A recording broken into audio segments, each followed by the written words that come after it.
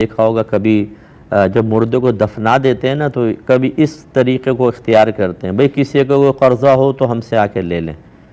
حالانکہ یہ قبرستان کے اندر اس طرح کی آواز لگانا تو مطلب عجیب و غریب ہے کہ خود سوچئے کہ وہاں کوئی یہ کہے گا ہاں میرا قرضہ ہے، ہاتھ اٹھا کے آ جائے گا فوراً پاس۔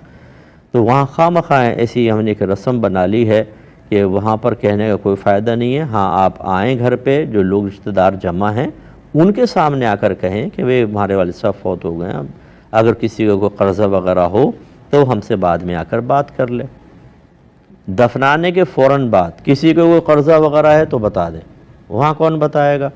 تو یہ ہمارے ہاں بعض اوقات اس قسم کی چیزوں کو، اور پھر ان کے پیچھے دلیل نہیں پوچھتے کہ کیا ہے، کیوں کر رہے ہیں ہم، بس دیکھا تھا فلاں فلاں فلاں اس میں، تو اس کو فوراً اپنے معمولات کا حصہ بنا لیا، اور یہ نہیں دیکھا کہ شرعی تقاضا کیا ہے، شرعی دلیل کیا ہے۔ اسی وجہ سے ہمارے دین کی اصل شکل تو تقریباً ختم ہو گئی ہے،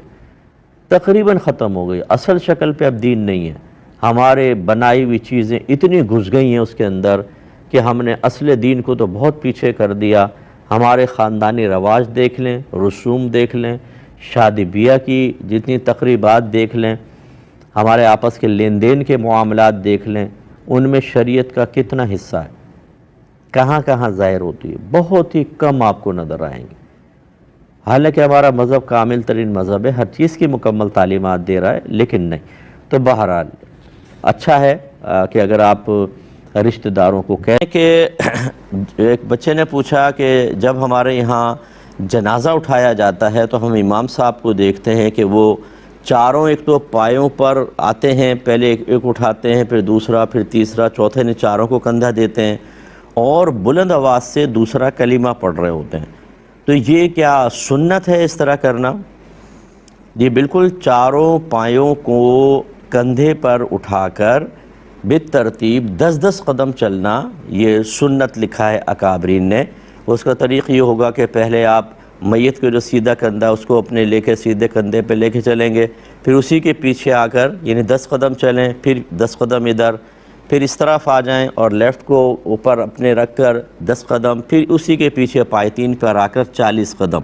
یعنی کم از کم 40۔ اب زیادہ کرنا چاہے کر لیں۔ تو جو اکابرین نے روایات نقل کی ہیں اس کے حساب سے انسان کے 40 بڑے گناہ معاف ہوتے ہیں، اور یہ سنت کریم۔ اور ایک روایت میں ہے کہ جو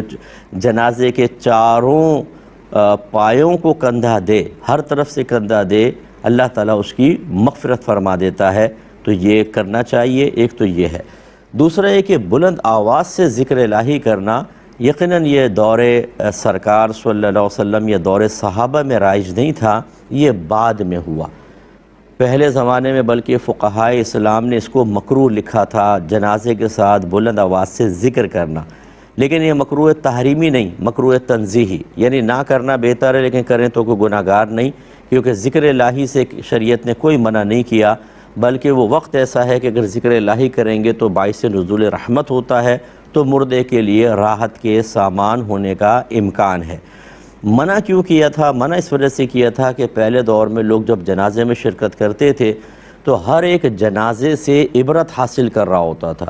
اور یہ جو سوچ ہے، فکر ہے، یہ ظاہری ذکر سے کہیں زیادہ بہتر ہے کہ ظاہری ذکر تو ویسی غفلت سے بھی آدمی کرتا ہے، لیکن جب انسان سوچتا ہے، غور کر رہا ہوتا ہے، اپنی موت کو یاد کر رہا ہوتا ہے، اس کے اثرات بہت زیادہ ہمارے ظاہر و باطن پہ پڑتے ہیں، نفس و شیطانی گرفت کمزور ہوتی ہے، انسان آخرت کی طرف مائل ہوتا ہے۔ اس لیے امام غزالی رحمۃ اللہ علیہ نے اپنے زمانے کے بارے میں لکھا کہ ہمارا زمانہ ایک ایسا زمانہ ہے، یا ایک روایت میں یوں ہے کہ پہلے ایسا ہوتا تھا کہ کسی کے جنازے میں جب کوئی آدمی شرکت کرتا اور چاہتا کہ اس جنازے کے قریبی عزیز سے تعزیت کر لے،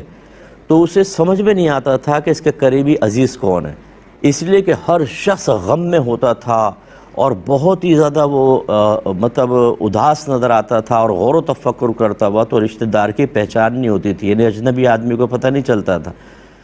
لیکن جیسے جیسے پھر زمانہ آگے بڑھتا رہا، اب آپ دیکھیں گے، آپ بھی شرکت کرتے ہیں، جنازہ چل رہا ہوگا، شروع میں تو جوش سے اٹھائیں گے، اس کے بعد 10-12 رہ جائیں گے، باقی سارے پیچھے چل رہے ہوں گے، اور آپس میں باتیں، بعض اوقات تو مذاق، بعض اوقات موبائل پر کاروباری ڈیل چل رہی ہوں گی اس وجہ سے فقہاء نے فرمایا کہ اب اگر ہم لوگوں کو خاموشی کا حکم دے تو بہت زیادہ غفلت، تو بہتر نہیں ہے کہ انسان بلند آواز سے ذکر کر لے تاکہ اس کی توجہ مردے کی طرف رہے، تو عبرت بھی حاصل ہوگی۔ لہٰذا اب یہ ذکر کرنا کوئی منع نہیں ہے، بالکل کر سکتے۔